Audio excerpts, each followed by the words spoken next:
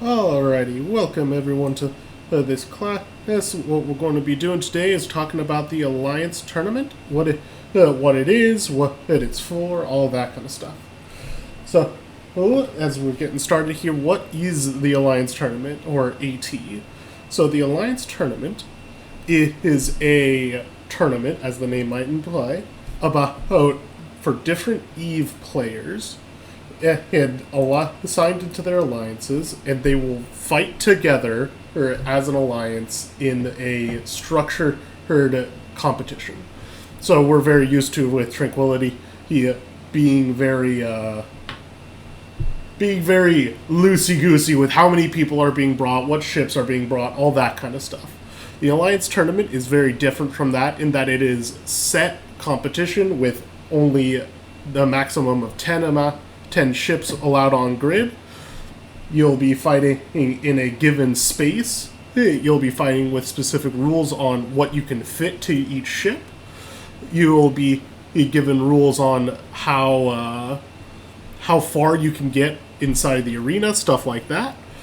And so the idea is that it makes EVE into a much more competitive and more even playing field versus what it is on Tranquility, where whoever brings the most will usually win. Whoever has more tricks up their sleeves usually wins.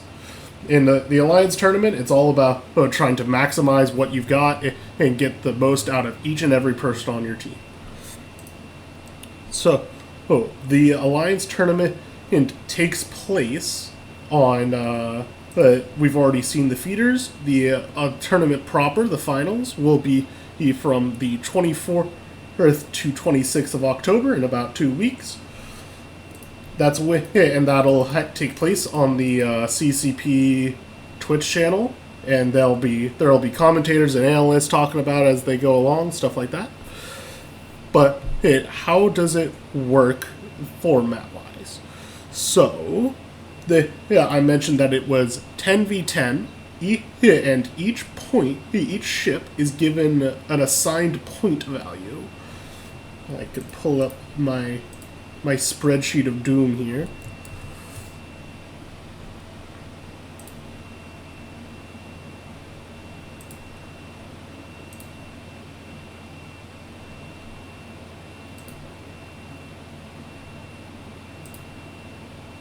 There we go. People should be able to see it now.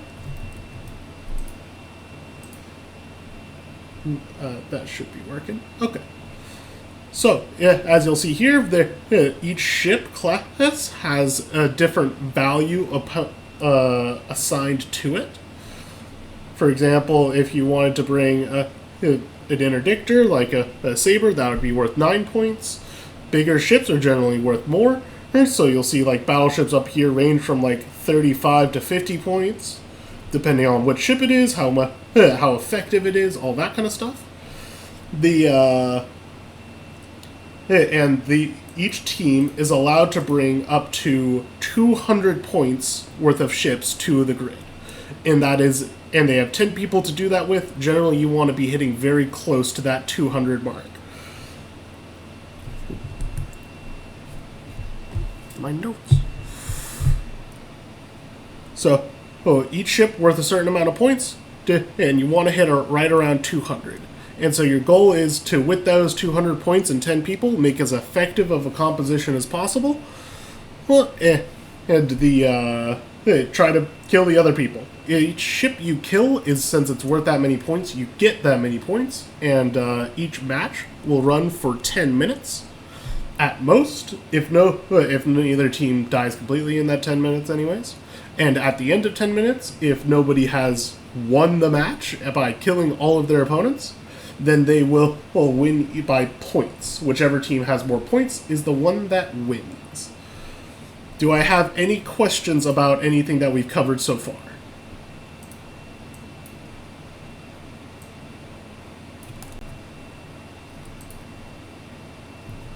Looking good. Okay.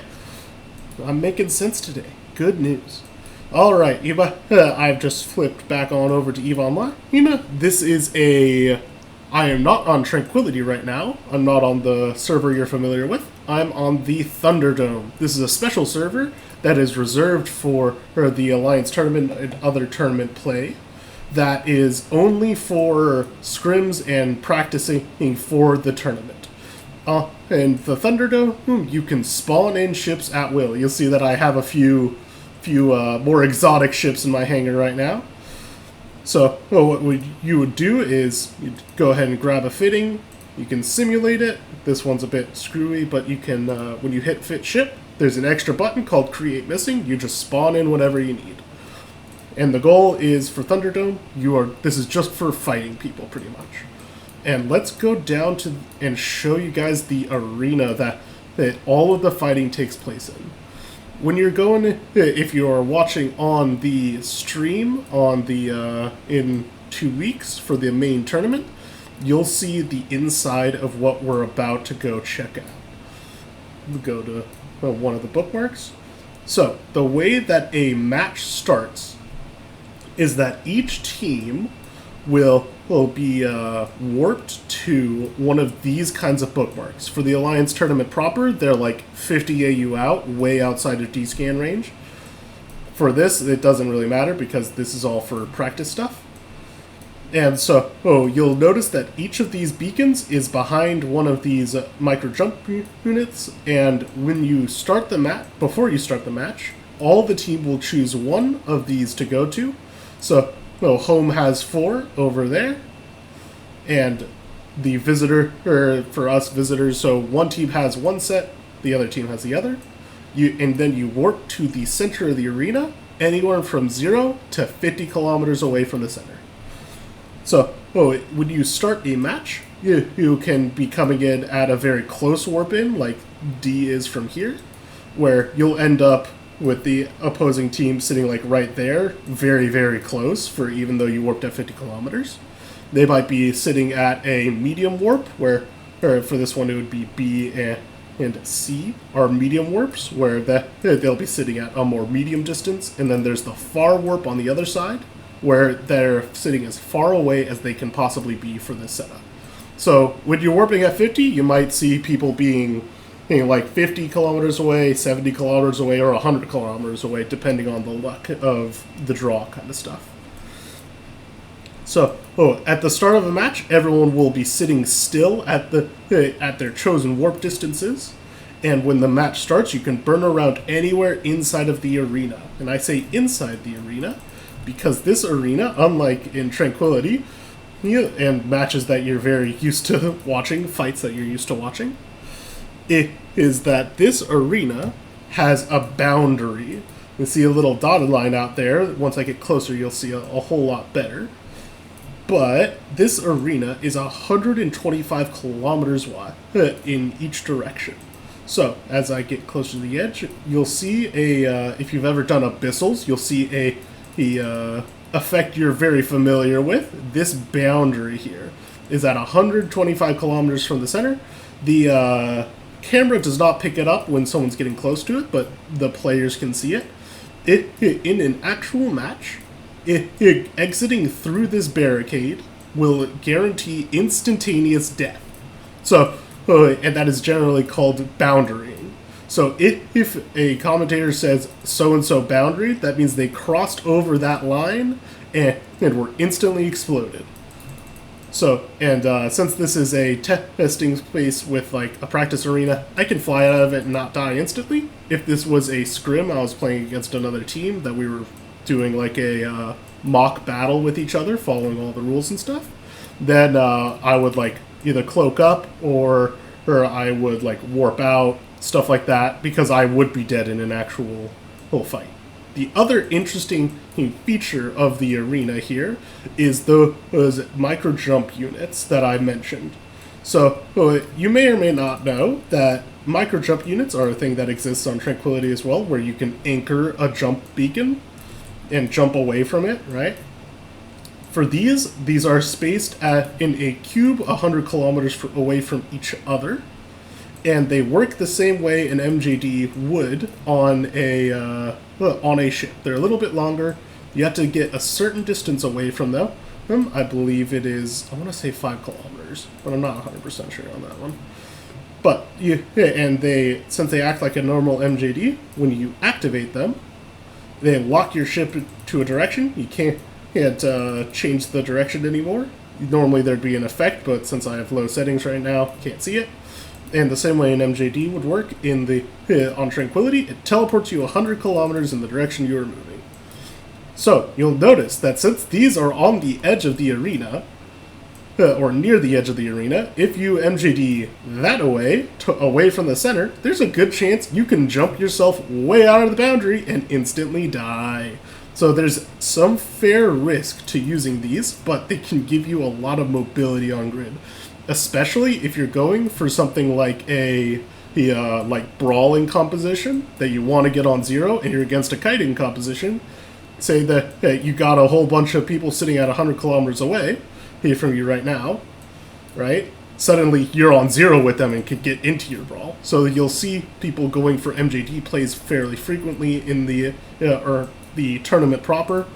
It's one of the ways that some of the best teams will make use of them to get hit under people's guns, to get on top of kiting comps, for kiting comps to get away from things. Like if there was a team that's chasing me right now and I want to get away from them so I don't die, right? I might start gunning towards an MJD unit so that I can hopefully get away from them before I get scrammed, right? But if I activate it, I now need to worry about getting too far from it. If I go too far away, then I might jump myself out of the arena here in a second. I think I might actually. Yeah, I think I will get out. Yep. So see how I jumped there? Outside of the arena, I would get instantly deaded in an actual match. For right now, if this was like a scrim, I would warp off because I had overshot. For now, I'll just zoom back in and we'll be really quiet about it and no one's going to complain. Alright, that's the arena. This is what you'll be looking at during the tournament, where teams will be zooming around inside of it. The red team and the blue team. Do I have any questions about anything I have covered so far?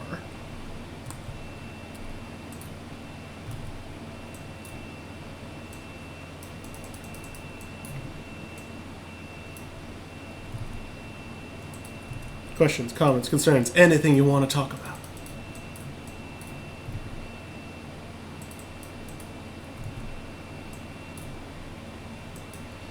Awesome. So, let's look at a little bit more of what you'll look at during the stream. 1 second while I pull it up.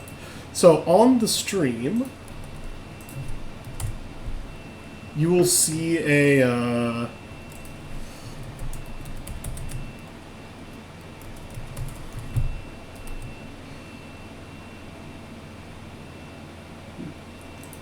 Where is it? I thought I had it pulled up already, but it was not already pulled up, unfortunately. So, it is called, generally called Fancy UI.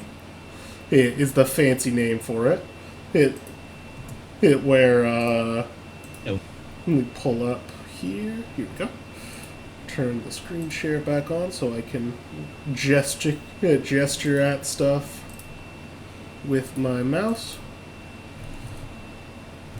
Alrighty, so this is day 3 of the feeders for this year of White Squall versus Rote Capel. So, what you'll see at the bottom there, that little cutout has in the top right of it the ship bands in the top left from the red top right for blue side. Those ships cannot be brought by either side. This is one of the ways that when you're designing a composition that you can manipulate your opponent's comp and try to make sure you get the maximum advantage you can. And on the bottom there, you'll see a defense, attack, and control bar. And at the top middle, you see how much time is left in the match. As time goes on, that'll tick down, starting at 10, and how many points each team has. The defense bar is how much tank each side has. So you'll notice that as the match, before the match starts here, that they both have pretty similar attack bars, one side with, since they have fairly similar compositions.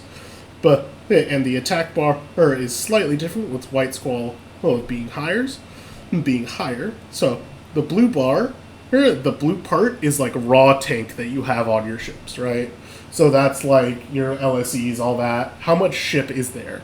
The pink bit is ancillary charges. So if you have XLASB on your ship, that's going to contribute to this little pink bit.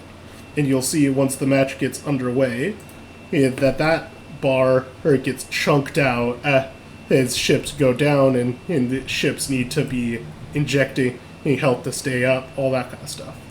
And you see it right after the match starts, they jump up because they all apply their boosts, so they get extra tank. And so the red bar here, the attack bar, the little, including the grayed out portion, is how much DPS a composition each side is capable of outputting. Right? So that's like, if with perfect application, highest DPS ammunition, all that, is how big that bar is. The red part is how much of that damage is being applied. So sometimes you'll see a very big gray bar, like here, with a very small bit of red, where only a small amount of DPS is actually being applied, versus sometimes you'll see a pretty small gray bar, or with it entirely applied, or here where it's kind of in the middle, especially for a brawling comp like this one, and where they're going to be right up in each other's faces and able to apply a lot of their DPS. And as the match goes on, you'll see that there's a fair bit of jumping that happens as ships get shot, they local rep, all that kind of stuff. The other bar is the control bar. The control bar is things like webs, scrams, tracking disruption, and guidance disruption, jams, damps, stuff like that. The things that mess with the enemy team and give you control over them. I've managed to pick out the 2 brawl comps, so they have very, very small control bars. Let's see if I can grab a handy... There we go. That's a control comp. See how it has very small attack bar, very large control bar. So it's more a lot more control in this. It usually be called something like a control comp, where it's built around controlling the enemy and using that to like lengthen out a match, maintain control over it, and last forever. That's the bottom there. Here, let's go a few seconds into this match. It'll show some of the icons. So, you'll see that once they get into the fight, that we can see what the ships are doing to each other. This is actually based off of the visual effects. We can see that this Navy Osprey here from Mascom, is getting webbed, getting grappled, getting repped from some allies, getting neuted, being target painted, and stuff like that. So if there was jams, we could see attempted jams here. We would see guidance disruptions. If there's guidance disruptions, all that kind of stuff. So that's what you see in here is what's happening to each ship. And you can use that to kind of tell what's going on in a match. For this kind of comp with triple Navy Armageddons, those newts are going to be trying to turn off hardeners, stuff like that. Check my notes here. Do I have any questions? Any questions at all about anything I've covered or anything in general, really?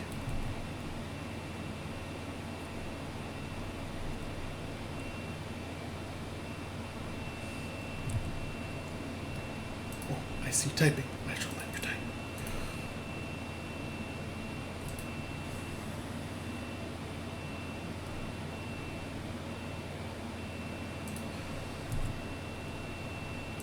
Yeah, we can watch while we wait a little bit. The more control-focused comp with, I think this was a rapid heavy one, if I remember right. And that's like more of a Yuba here called Kingslayer, meant to punch through individual targets very quickly. But then it runs into clip issues as time goes on.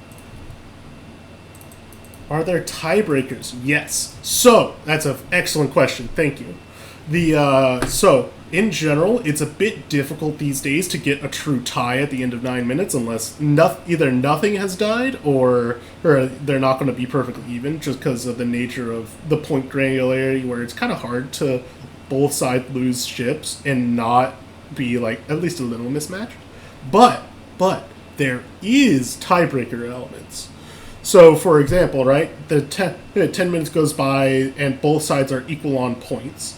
Then what the game does is they will enable reverse tie-dye. You're probably familiar with tie-dye or time dilation, where they get the server slows down to give more time for like calculations to happen and keep the server running, all that kind of stuff.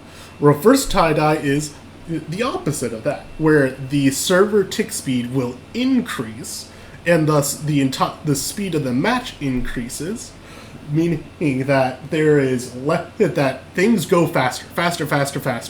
There's less time to react, and more mistakes can be made in a shorter period of time, right? So if you're in a comp that it is built on never dying, right, it's going to be incredibly hard to maintain all of your reps, maintain all of your transversal, do all the things you need to be doing at 2, 3, 4, 5 times the speed, and that goes for 5 minutes as the match goes faster, and then they check again after 5 minutes for which team has more points.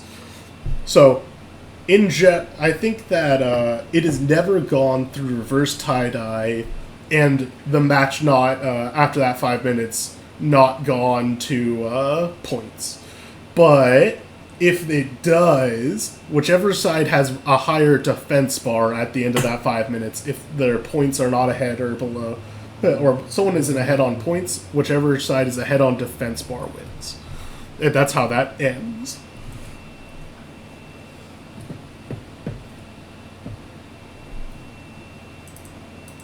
Okay. I believe, I'm not super familiar with how the tournament format works as far as eliminations. I believe it is double elimination.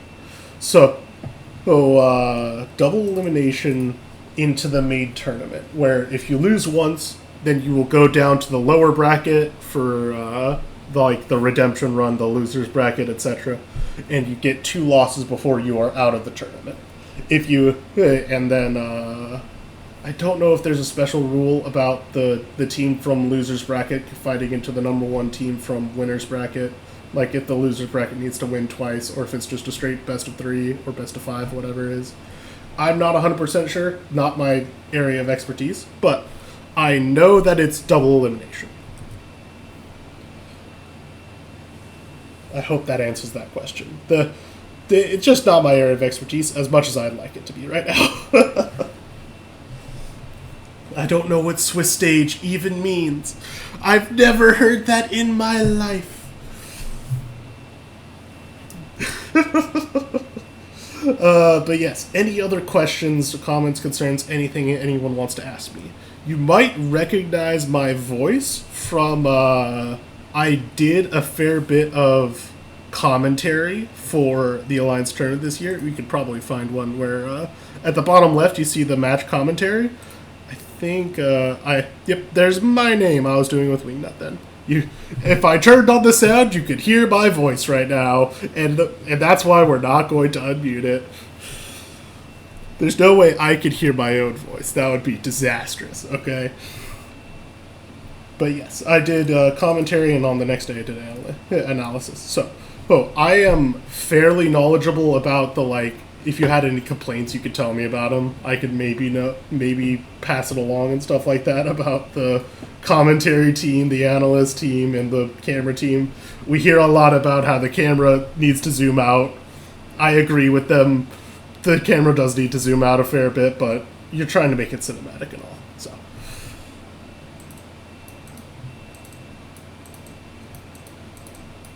Oh yeah.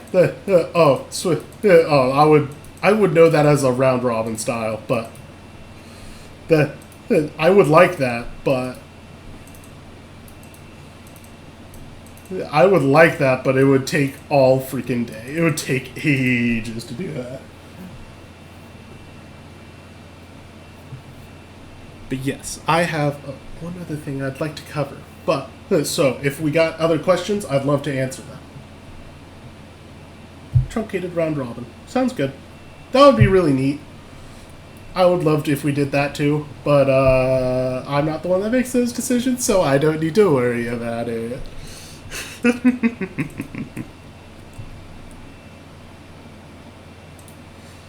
But yes, the last time I did this, I didn't have stream footage I could just refer to for what different comps look like. Now I can, guys. This is great.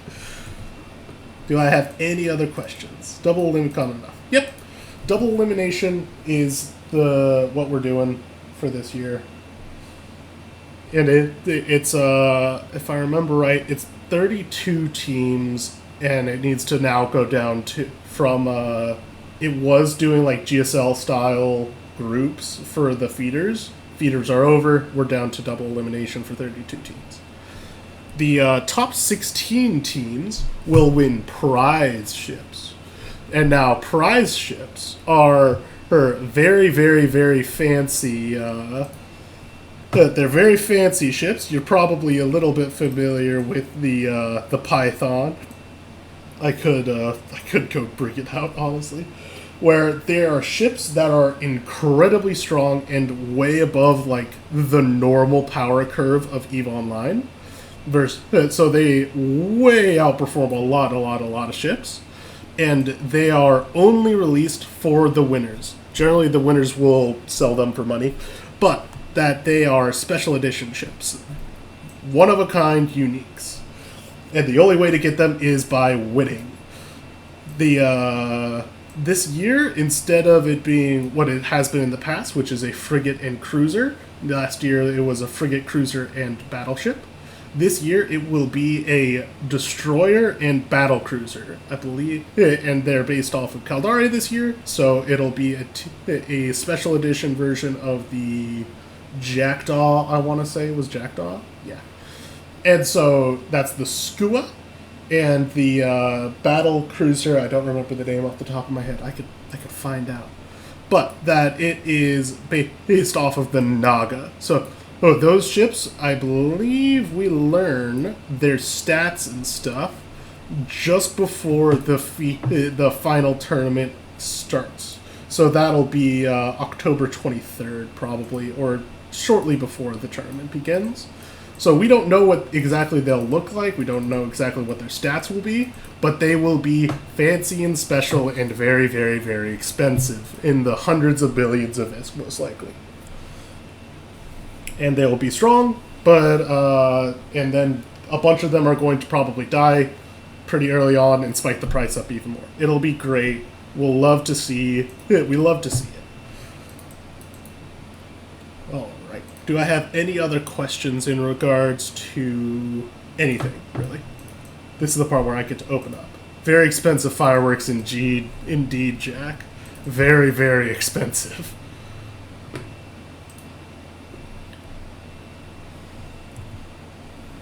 All right, let's talk a little bit about compositions. So, and what you'll probably see fairly frequently.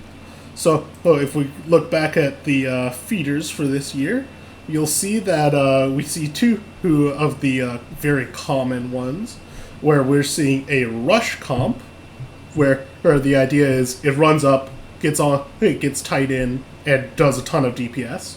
This is a ham rush, so all of these are heavy assault missile ships.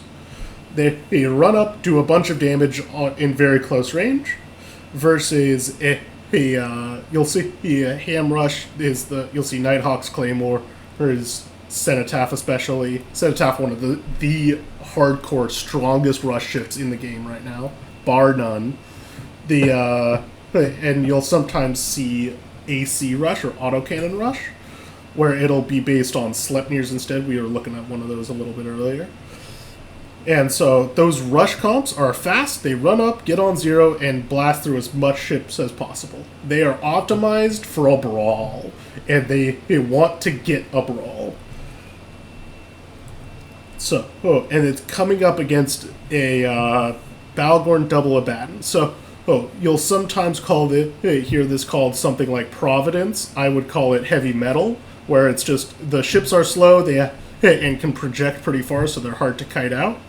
You might also hear it called Triple Battleship, but I think Triple Battleship is not specific enough, because there's a lot of Triple Battleship compositions this year.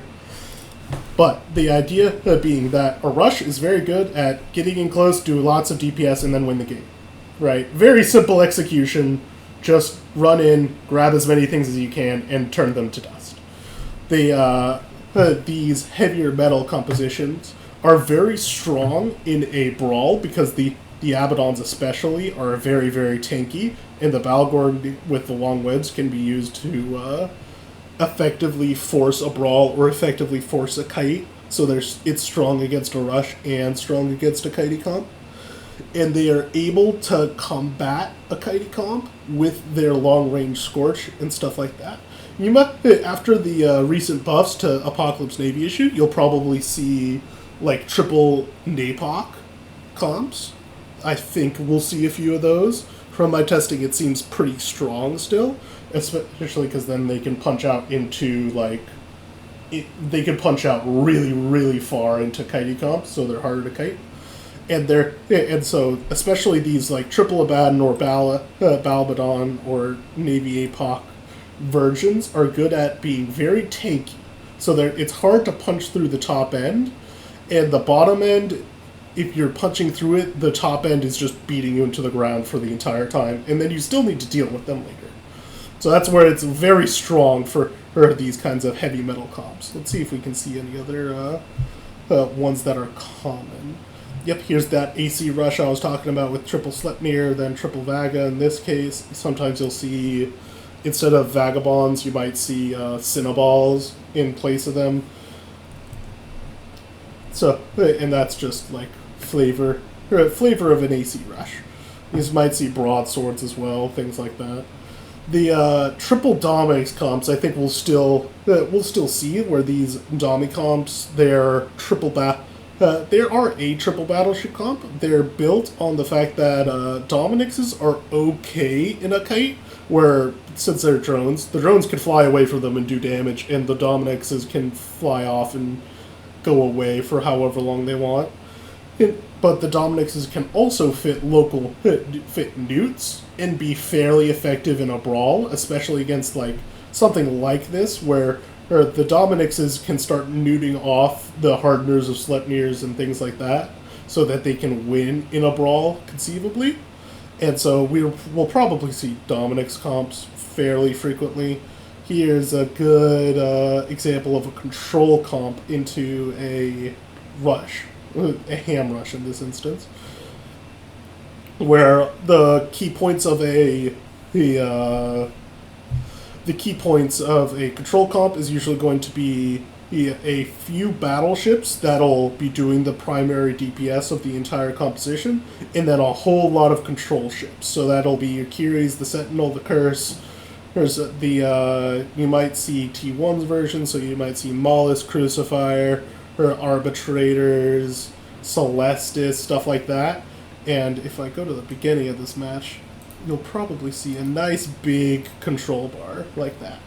And so the idea of a control comp is that they're very, very good at making a long match. That's why you'll see Leshak fairly frequently in them, because then it has time to spool up and do all of its damage. And so it specializes in making it a long match. Whatever they're fighting into, they want it to be long. A long, drawn-out fight that they can use their strong logi, versus where things like Rush want a very, very short match. You want to do all your damage as quickly as possible. So, but the thing is that Control is very good at making it a long match.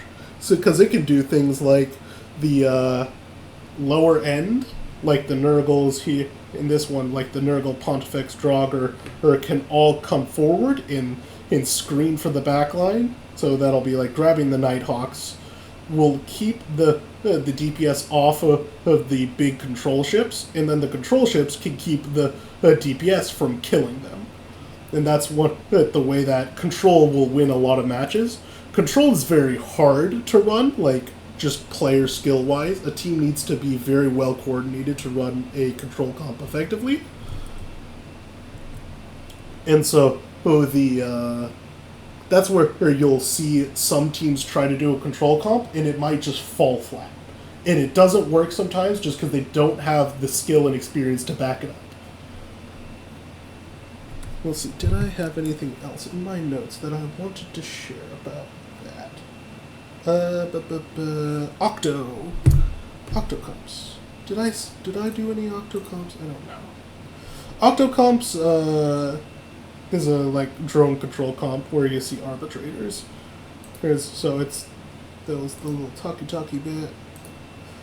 Octo is a term that's used generally for lots of medium gun ships. So, that'll be looking like in shield form. That's Ferox Navy. That's Phantasms for armor. That looks like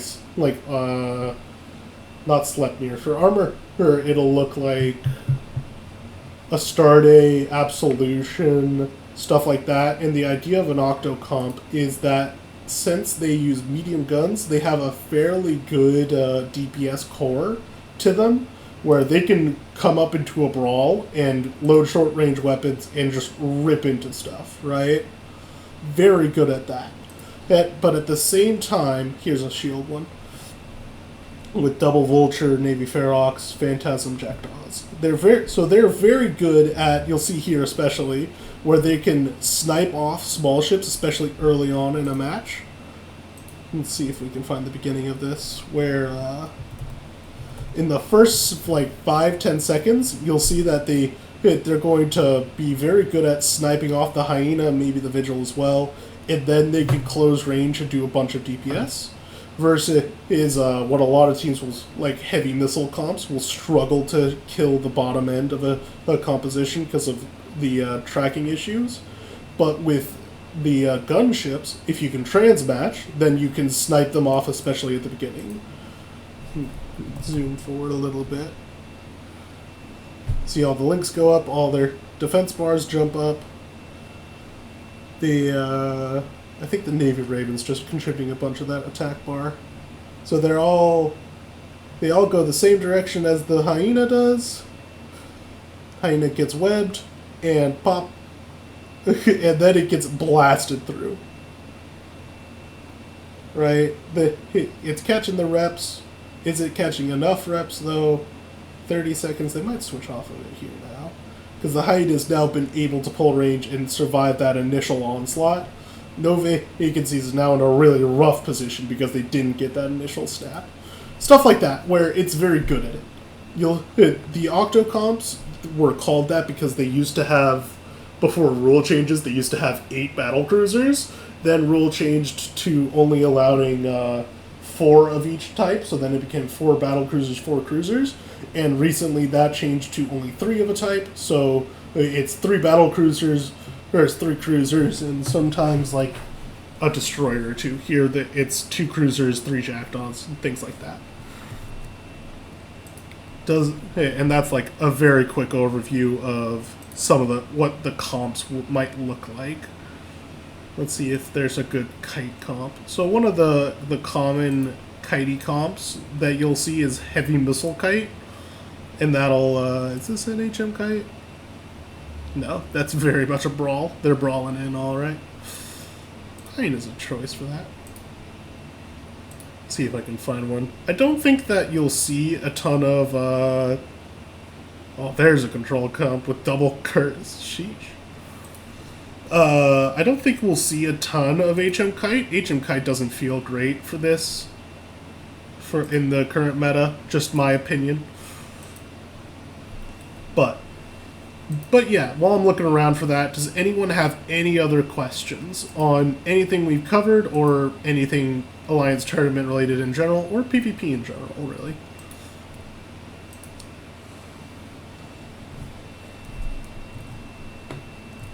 There's some HM Kites, where you see the Fleet Cyclones and Navy Drakes. I know there's some flagship... oh, I haven't talked about flagships at all. Flagships are special designated ships that that have already been announced. And that ship is allowed to be blinged up a whole bunch more than any other ship. And it's just the one ship you get. If it dies, then you don't get access to it in any further matches. That isn't a thing in feeders. It is for the main tournament. Most of them are flag Balgorns. There's a couple of flag Barghest and stuff like that. When you hear people talking about flag, just think of an extra super duper expensive ship that has some extra effectiveness because of it.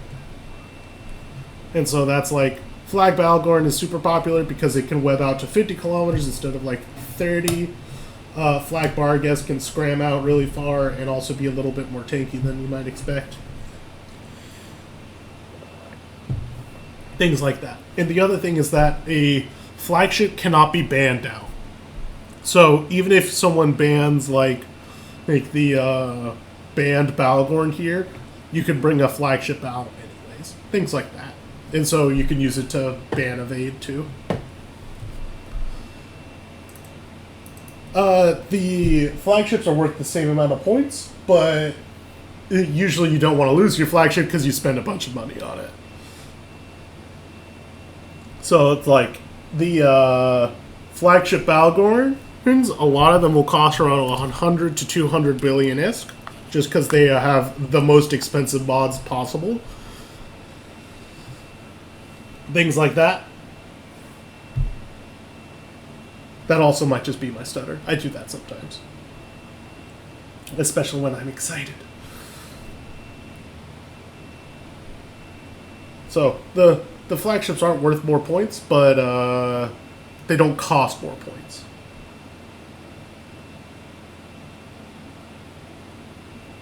Wow, weirdness.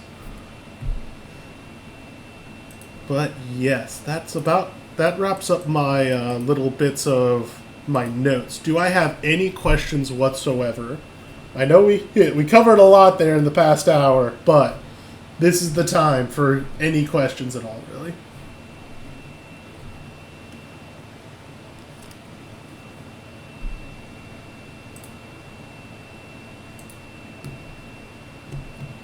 Cut the stream there, just about right.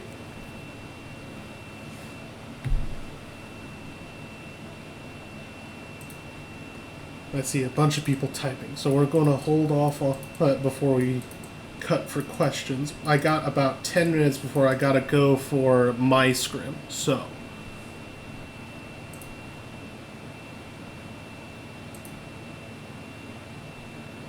By ship types. So, generally, you'll see 1 to 3 battleships. You'll see and it depends on how many of each, right? Like I showed a few that didn't have any battleships and were like triple battlecruiser, triple cruiser, or like then frigates and logi, stuff like that. So the things that you will see every time is you're going to see links. So that might be command destroyers or that might be battlecruisers. You'll always see links and you'll always see logi, especially.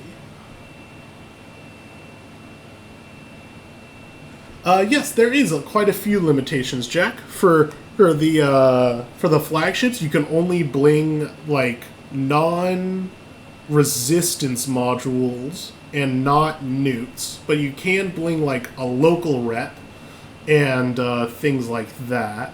But you can bling out your guns as well. For normal ships, for all of the other ships, generally, you can't go beyond T2 fitting, and you can only use T1 rigs during it.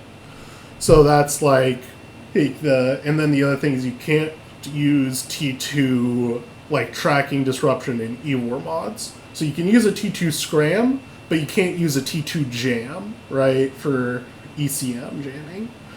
You can read the rules for the exactness, but that's the general rule, is you can't go beyond T2. And only T1 rigs. Polarized weapons are allowed. No one ever uses polarized weapons because they're kind of bad. You get like a little bit more damage and become paper thin tank-wise. Not great for this, in this one, because the other person can guarantee they end up at least 50 kilometers from you, stuff like that. So, polarized weapons, not used ever, are legal as far as I'm aware. How much of AT picks in past balance changes? As far as I'm aware, not at all. As far as I'm aware, the Alliance tournament is entirely disregarded for the balance of the primary server on Tranquility. None of this stuff matters that happens in the Alliance tournament matters for the rest of the balance. If there's any issues with something on Tranquility affecting the Alliance tournament, usually that'll be dealt with internally.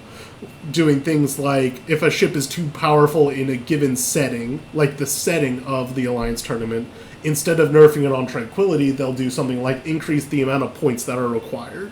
So, if you want me to speculate a bit, I think that Cenotaph is incredibly, incredibly strong in the Alliance tournament setting. And so, it's not going to be nerfed because of its Alliance tournament strength. For next year, it'll probably be up-pointed from, like, I think it's 35 right now. I think it'll end up over 40, so, like, up there with, like, faction battleships in expense. I think that would be more fair, or more balanced anyways. Things like that. So, if something is very strong in an Alliance tournament setting, they'll just change the Alliance tournament to adapt, as opposed to changing Tranquility. Wacky comps that came out of left field. Absolutely. There's a lot of comps that just kind of existed, and that sometimes they work horrendously, and which is to say they don't work at all. You saw some, I think it was like from Test, where a comp that should have like not existed. I've seen like there, even this year, there was quite a few that really didn't work great. But there is quite a few instances of comps that are remarkably effective that no one had seen before ever. Like last year, I'm looking through right now, last year's Alliance tournament, in the finals, the Tuskers versus Truth, Honor, Light, THL, started bringing these very strange, like, triple Typhoon fleet issue comps that no one had seen ever before. And I think that this is where they debuted Triple Dami as well, where before they used it in the finals, no one was using Triple Dominics. No one hit something like that.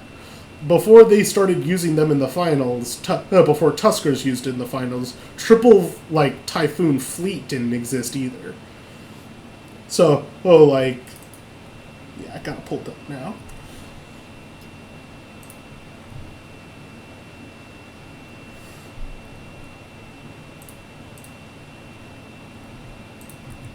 So, like, this comp from Tuskers with the Fleet Typhoons in a cruise setup was basically unseen before this match. Before this match, this comp never existed.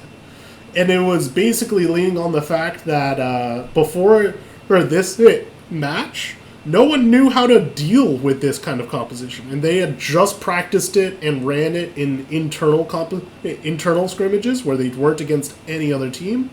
And they used it to great effect. I'm pretty sure that they actually won this match, too, if I remember right. Yep, they did. And so things like that happens all the time, where people are holding something close to their chest, they pull it out, and it wrecks house for a while. We saw a few of these kind of cruise comps coming out in feeders this year as well, to varying levels of success. But that the Triple Typhoon and Triple Fleet Typhoon comps, with their ability to like reach out and always do consistent DPS, were able to overwhelm a lot of the Octo comps that was kind of the meta last year. That they were leaning heavily on Octo's ability to be very mobile on grid and be able to pull away from DPS to tank and then pull back in to hit DPS back on, versus these comps, which excelled in just beating you through any amount of range, that they can reach out and tap you across the arena. Stuff like that, where things come out of nowhere and will sometimes just dominate because people don't know. Oh yeah, Tuskers won. So Tuskers are one of the best teams out there. Okay, so there's limitations on how many ships you can bring for logistics. You're allowed to bring up to 2 logistics frigates or 1 logistics cruiser. That's your limitation. So, you will see either 2 frigates or 1 cruiser ever, because that's the maximum you're allowed to bring. If people could bring more, they would bring more. right? You'll almost never see any compositions without any Logi, because Logi is extremely, extremely, extremely strong. So, if people could bring 3 or 4 Logi, they would. Yeah, it's perfectly normal for one Logi cruiser to be healing 9 chips. In the Alliance tournament context, anyways. In Tranquility, things are very different. In Alliance tournament, that Logi cruiser is the best player on the team, pretty much. They have the most important job, and the most is expected of them, right? It's a very, very hard job to be a Logi pilot in Alliance tournament. It's very difficult, because you're not, unlike in Tranquility, where you can very realistically face tank whatever you come across depending on your fleet size. In the Alliance tournament, that's just not going to happen. You're going to be dying. There's very, very few comps that are able to fully face tank any enemy. And those that can do that usually sacrifice everything else to make it happen. You'll look at like Tinker, where it's like 3 battleships that will have no prop mod and will be sitting with each other to cap each other up, stuff like that, to try to tank, and usually they won't anyways. But yeah, the 1 Logi cruiser to 9 ships, perfectly normal for Alliance tournament. I hope that answers your question.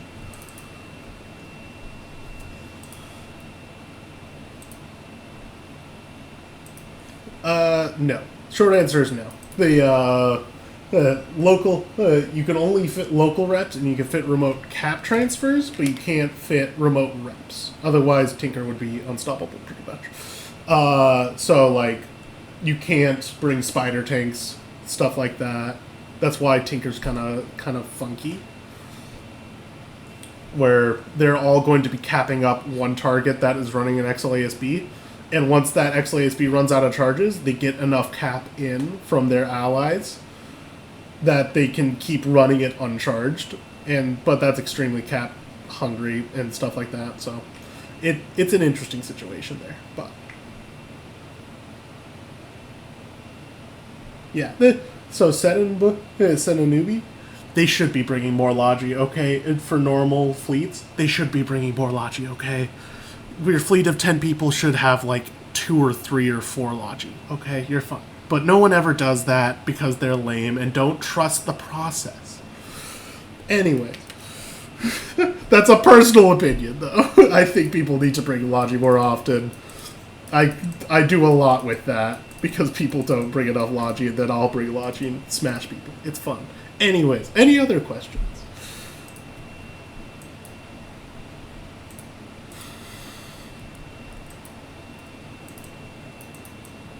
Plug. Yes, next week, I, as the runner, captain, whatever you want to call it, of the EVE Rookies training team, I'm going to be doing a VOD review of some of the scrims we have had, and used with express permission from our partner team that was doing it with us at the time. And I'll talk about like what's going on grid, what we're talking about on comms, all that kind of stuff. Next week, I believe that is. I can look up the exact timing because our lovely Laura has done a great job of, putting it all into the events. Next Saturday at my time is 4 p.m. So I'm pretty sure it was 2000 Eve time. We're going to be watching back a recording of a scrim that we had last week, and going over what we're flying, why we're flying it, why we're discussing what we're discussing, all that kind of stuff. So if you'd like to be there, make sure to be there. Well, it'll be a great time. I'll have a lot of fun anyways. But yes, if we don't have any other questions, Laura, we can post the class feedback, and I can go to my scrim that I'm going to be doing right now, because I'm late now. But we had an excellent time. I appreciate all of you guys coming, and I hope you enjoyed it as well. If you want to leave feedback, we would appreciate that. Any last minute questions?